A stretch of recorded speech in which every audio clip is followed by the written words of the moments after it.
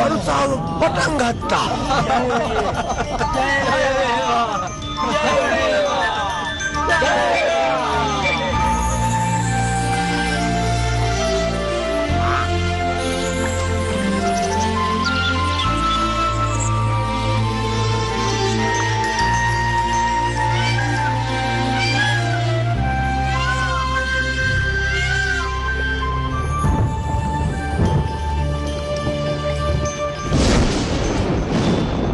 මට අවසරයි උතුමාණනි. අවසරයි. ඔබතුමයි මේලොව බලවත්ම දෙවිඳුන්.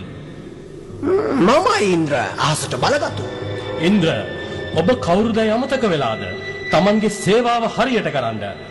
පිළිපැදිය යුත්තේ විශ්ව දෙවිඳුගේ නියෝගයි. හොඳින් දනිමිය ගැන උවමනක් නෑ මට උපදෙස්. ඉන්ද්‍ර මමයි ඔබේ ගුරුතුමා. ඔබ ඔබේ බලය වැරදි ලෙසටයි යොදන්න හදන්නේ. මගේ අවවාදය නිවැරදි වෙන්න කියලා. ඔහු ආඩම්බරය විනාශ කරයි ඔබව.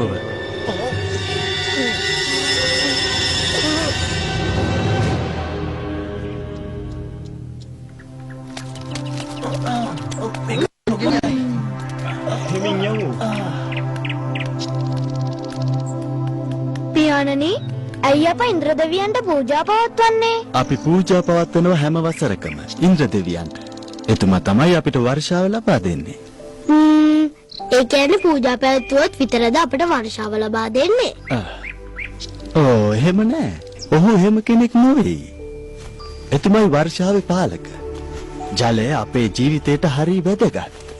ඒ නිසායි අපි හැම වර්ෂයේම ඉන්ද්‍ර දෙවියන්ට පූජා පවත්වන්නේ. ඒත් පියාණනි, ඒක එතුමන්ගේ වගකීමනේ.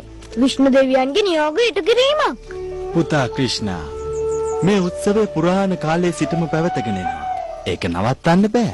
පියාණනි, එසේනම් මේ මීකතර පුදුන දෙන්නේ. මීකත අපට බොහෝ දේ ලබා දෙනවානේ. එතකොට හීරෝ, යමුනා, ගංගාව ඒවටත් පුදු දෙන්න එපාය.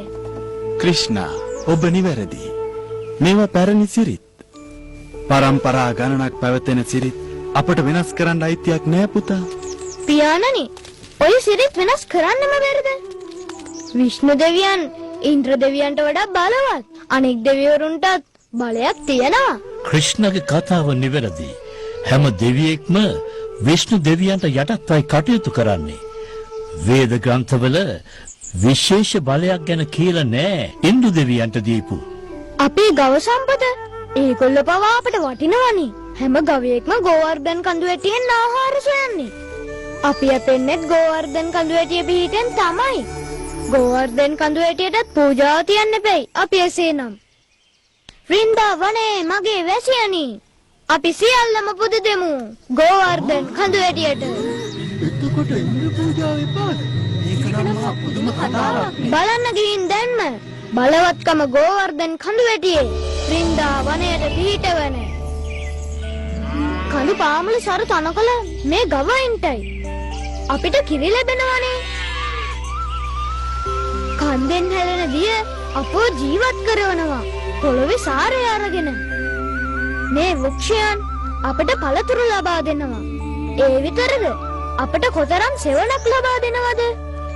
අපි ජීවත් වන්නේ ඉන්ද්‍ර හින්දාද හිතලා බලන්න. අපි පූජා තියන්න ඕනේ ගෝවර්ධන කඳු වැටියට.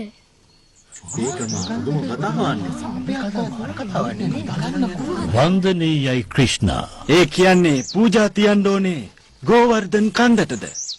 එසේනම් මගේ වැසියනි, ඔබේ පූජා සියල්ලම අද සිට පුද දෙමු අපි ගෝවර්ධන කන්දට. ජය වේවා!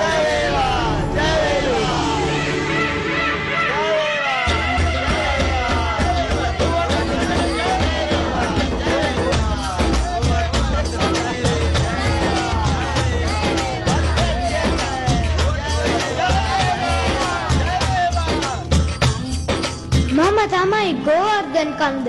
ඔබට සදා සම්පත හා සෞභාග්‍ය ලබා දෙනවා. ඔබගේ පැමිණීම සතුටක්. මම හැමදාම ඔබේ හදවත් සමග සිටිනවා. ජය වේවා! ජය වේවා! ජය වේවා!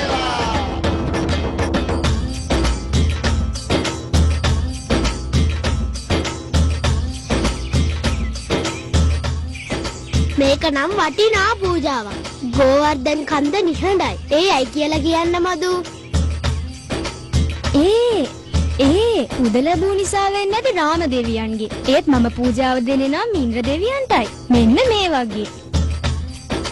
මේ ඉන්ද්‍ර දෙවිදුන්ට එකක් මට. දෙවැන්නත් ඉන්ද්‍රට, දෙවැන්නත් මට.